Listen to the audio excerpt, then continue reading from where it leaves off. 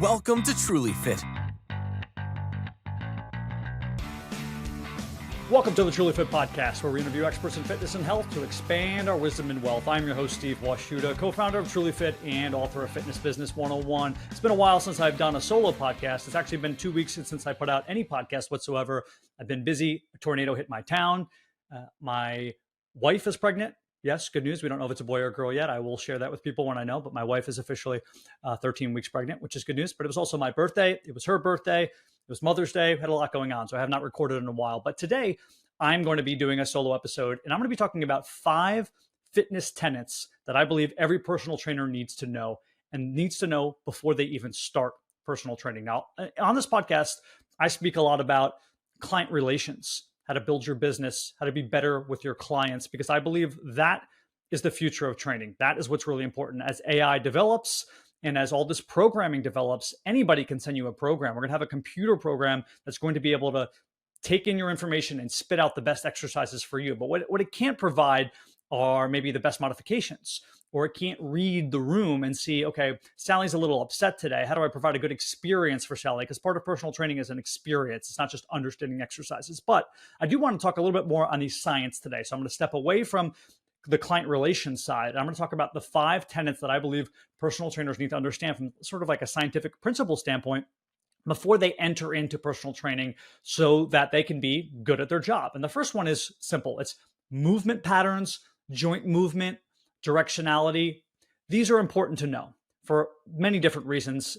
But all of these, when I go down through these 5 tenets, the reason why you need to know these is to meet your client's goals, because that's our ultimate goal, is to meet the client's goals. That's how we build our business, and that's how we make money, essentially. So we have to meet our client's goals. Movement patterns are things like and joint movement and directionality, transverse. We know the transverse plane, we know the frontal plane, we know the sagittal plane, the movements that we're going to be going through with our body, doing these exercises. It's important to know that. Why? Well, number one, we have to explain it to our clients why these things are important. Hey, you need to move in transverse plane because that's the way our body's built for our spine. We have to have this circular rotational movement. And we need to make sure that they're not doing too many things in one plane of motion. Maybe they're doing everything in sagittal. That's more front and back as opposed to frontal, which is more sideways. I know that's confusing for people who don't know that, but so that's number one. And then that's part of number one. Joint movement is the other one. So the difference between a hinge and a ball and socket. Why is that important? Well, if we want joint health for our clients, we have to make sure those joints are moving in the proper ranges of motion. So ball and socket shoulder, I should be able to move that shoulder around in that circular fashion, just like my hips, as opposed to more of a hinge joint. And then directionality. Is it posterior, anterior, inferior? Is my shoulder adducting or abducting? We need this terminology when we're talking to other trainers, and we need this terminology maybe even if we're conferring, let's say, with physical therapists, or maybe our clients are going to an orthopedist. We need to be able to speak the language of the body. So knowing these things from a scientific perspective is very important when you first step into the training. So that's number one: movement patterns, joint movement, directionality. I consider that all one. The second is proprioception and muscle engagement. Client comes in, 53 years old. They barely have ever worked out in their lives before. They haven't really worked out since high school. They like to hike. They go on walks. They play tennis and doubles tennis with their wife. It's a 53-year-old male, but he's never worked out before. Well, people will tell you, okay, great. Let's move him. Let's run him through some assessments. That's stage number one. That's fine. And we've talked about assessments before on this podcast. My big thing with assessments are, it doesn't matter what assessment you do, okay? An assessment is a control. You can make your own control up. So when people say like, oh, you have to do the NASM shark skill and YMCA test and Rockport test. No. You can do whatever assessment you want. The point of assessment is a control. It needs to be done the same way each time so that you can measure the variance, the change between that assessment. So it doesn't matter if my assessment's just push-ups and I go, hey, go down on the floor and do push-ups, and my client can do 4. And then I test them again 3 months later, and now they can do 12. Well, that's my assessment. My client improved in that thing. So it just needs to be a controlled, safe test that measures something that you want to measure. So in that case, I would be measuring their upper body strength, their pushing strength from their chest, shoulders, and triceps, maybe some core strength because they have to hold that position properly in a push-up. So it doesn't matter which assessments you do, just make sure they make sense for the client's goals. You're not going to do a push-up assessment if your client's goal is to run a 6-minute mile. That doesn't really make sense. You would do some sort of running or cardio or heart rate assessment. So if that's your first step, fine. But for me, the first step is simply putting them down on machines. And yes, if you don't have a gym, you can do it a different way. And making sure that they can feel the muscle groups that they're working. I'm going to build that proprioception. I'm going to build that muscle engagement. My client is not going to be able to get stronger, which we're going to talk about after this in progressive overload, if they can't feel the muscles. So put them on a chest press machine. As they push that weight out, can they feel their pecs tightening up? Can they feel that tricep? Can they feel their shoulders working? If they can't, you have to take some time to go through these exercises, explain to them what they should be feeling so that they can engage the muscle. That is important, right? We have these afferent neurons that are running from the brain to the muscles and the muscles back to the brain. And we need to build that proprioception and the muscle engagement in order to get our clients stronger.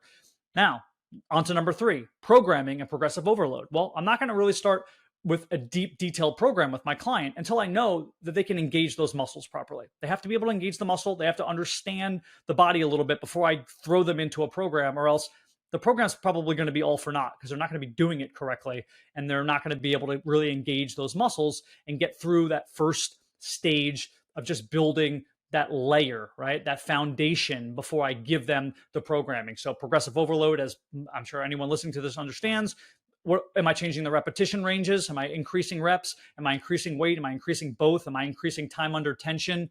Maybe instead of 1 second up, 1 second hold, 1 second back, I'm going to increase that. So now I go with a positive part of the repetition, which is 2 seconds forward, and then I hold it for a second, and then maybe I come 3 seconds back, which we call eccentric, right? Concentric's the positive, the out.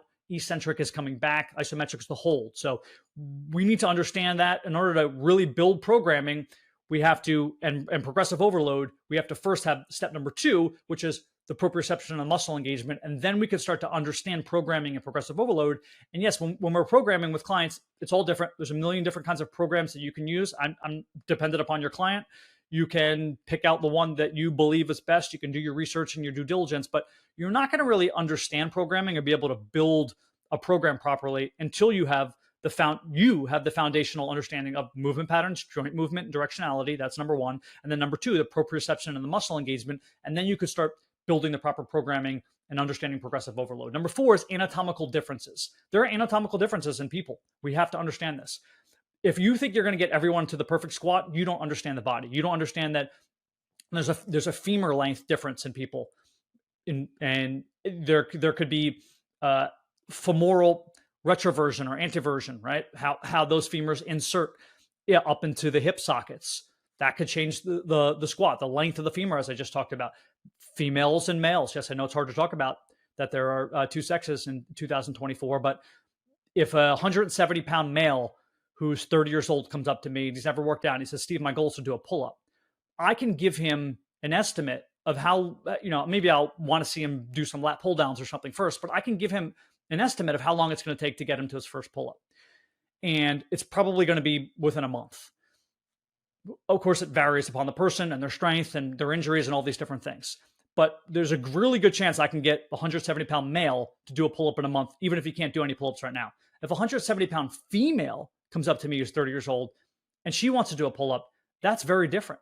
They don't have the same strength. Females are not going to have the same strength in the upper body and the lats and the biceps and the core control that a male is going to have. So it's going to take them longer. And understanding that there's anatomical differences between men and women, between person and person A and person B, is really important, because ultimately, what are we trying to do here? We're trying to get our clients to their goals. The only way we're going to get our clients to their goals is to understand their body.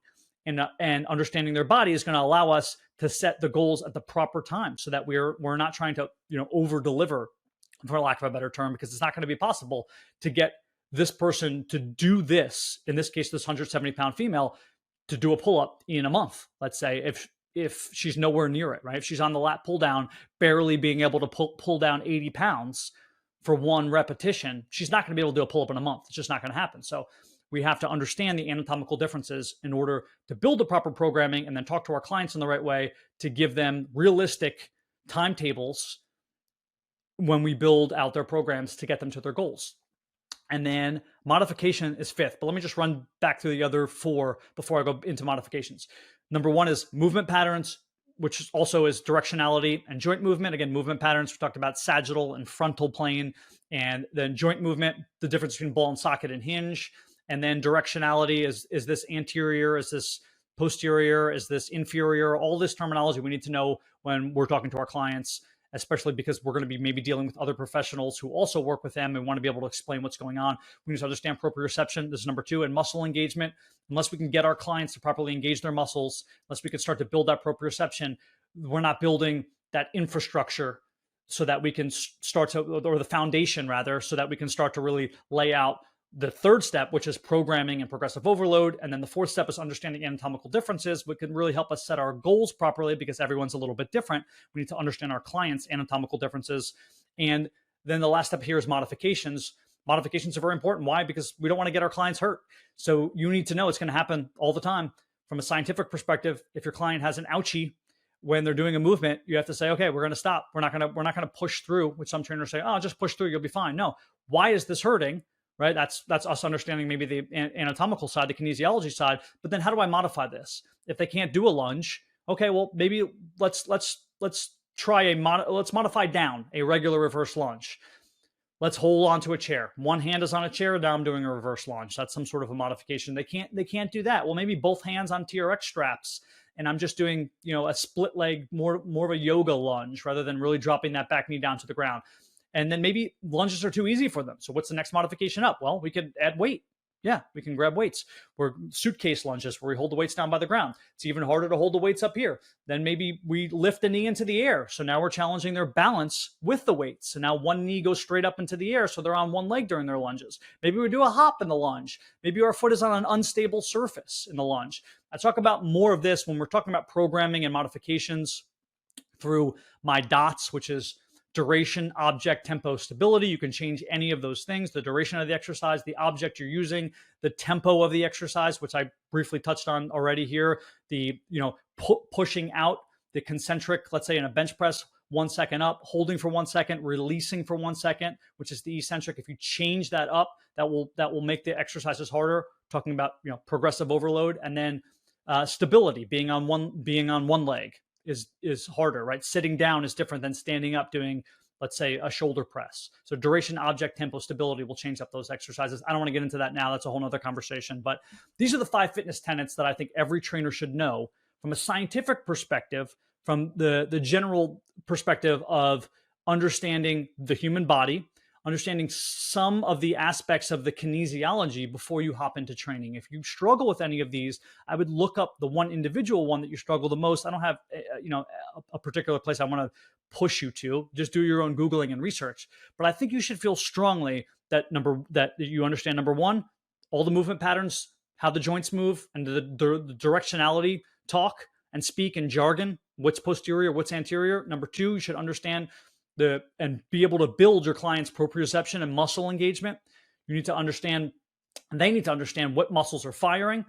And you need to start to build up that jargon and that talk with your clients to make sure that you're on the same page. Hey, do you feel this? What does it feel like? Is it tight? Is it loose?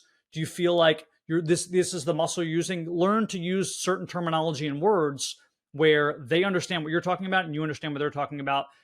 Sometimes that takes a while, right? Because people describe pain differently. People describe muscle engagement differently. So you just have to keep using different terms until you're on the same page. Number 3, understand that programming and progressive overload only come when we understand 1 and 2, and that ultimately your programming doesn't need to be specific to a program you've learned somewhere else. You could build your own programming and you could do some trial and error as long as you're being safe and you understand the body and then you understand the principles of progressive overload. And then anatomical differences. There's anatomical differences between men and women, between a 75-year-old and a 17-year-old, and between each individual person. How do those anatomical differences maybe shape how you're going to go about your programming and meeting your client's goals? And then modifications. Understand how to modify up and modify down. That is going to be how you challenge your client and get them to their goals. This has been an episode of the TrulyFit Podcast. Thanks for listening, guys.